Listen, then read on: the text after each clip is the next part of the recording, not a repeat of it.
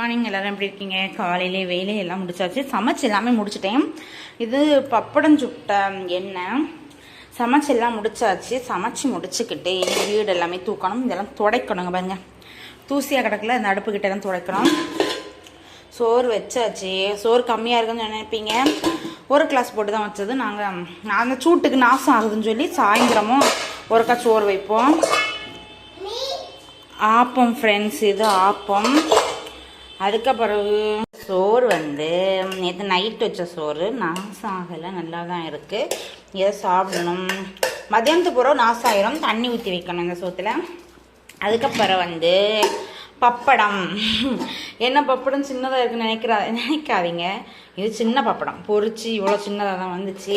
அடுத்து நேற்று கூனி மீன் வாங்கியிருந்தல, கூனி மீன் நைட்டு வாங்கினா துவரம் வச்சது, இன்னைக்கு காலையில் சூடு பண்ணி வச்சிருக்கு. இதை மூடி வச்சுருவோம். அதுக்கப்புறம் கேரட்டு காலையிலே கேரட்டு பொரியல் பண்ணது இவ்வளோ இருக்குன்னா எல்லாருக்குமே கொடுத்து விட்டாச்சு. எங்கள் மாமி வேலையை கொண்டு போயிட்டாங்க, எங்கள் ஹஸ்பண்ட் வேலையை கொண்டு போனாங்க, எல்லோரும் கொண்டு போய் இவ்வளோ இருக்குது. இனி மீன் வாங்கணும். இனிதான் மீன் வரும், மீன் வாங்கி இனிதான் கூட்டு வைக்கணும். இனி மீன் கூட்டு வைக்கிற வேலை மட்டும்தான் இருக்குது. அதுக்கப்புறம் இதெல்லாம் துடைக்கணும். அது பாத்திரம் கிடக்கு, ஒரு செமடு பாத்திரம் கிடக்கு ஃப்ரெண்ட்ஸ். இந்த பாத்திரங்கள் எல்லாம் கழுவணும். அடுத்து எங்கே பாருங்க, இப்போ தான் என்ன வீடு தூத்துட்டே வந்துட்டு இருக்கேன். இவ்வளோ தூசி கிடந்துருக்கு வீட்டில் எல்லாம். இங்கண்டே தூத்துட்டு வந்தேன். இங்கண்டே வீடெல்லாம் தூத்து நீட்டாக பாருங்க, நீட்டாக வீடெல்லாம் தூத்து இப்போ கிச்சனில் கொண்டு தூசி எல்லாம் கொண்டு தள்ளியாச்சு. நீ இவங்க இவ்வளோ தூக்கணும். அதுக்கப்புறம் 2 சக்கை இருக்குது, அந்த சக்கையை வத்தல் போடணும், சக்கை வத்தல் போடணும்.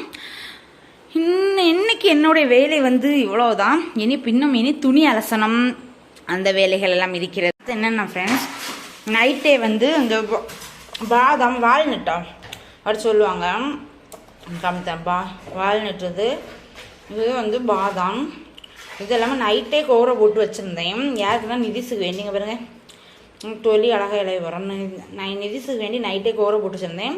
இனி அவனுக்கு தொலியை எடுத்துக்கிட்டு நிதிஷுக்கு இனி கொடுக்கணும். தொலியோடு சாப்பிட்டாலும் நல்ல சத்து தான், குழந்தைனால அவனுக்கு தொலியை எடுத்துக்கிட்டு சாப்பிட கொடுக்கணும். நைட்டு கோரை போட்டு வச்சது. இனி குரங்கு எல்லாமே போயிட்டு ஃப்ரெண்ட்ஸ், நான் தூத்து தள்ளிட்டு இருக்கேன். குரங்கு எல்லாமே போயிட்டு இப்படி தான் இருக்கோம் எங்கள் ஏரியா. பார்த்தீங்களா, ஆனால் தெரியுது பாருங்க மலை. ஒரு நாள் மலைக்கு போகிற வீடியோ எடுத்து போடுறேன். மலைக்கு போய் இது பேக் சைடு, பின்னாடி சைடு இப்படி தான் இருக்கும்.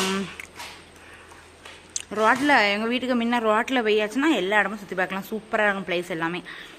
காற்றும் இல்லாமல் ஒன்றும் இல்லாமல் நிற்க, ஏன்னா வெயில் எடுக்க தொடங்கிட்டு துணி எல்லாமே அலசி காய போட்டாச்சு.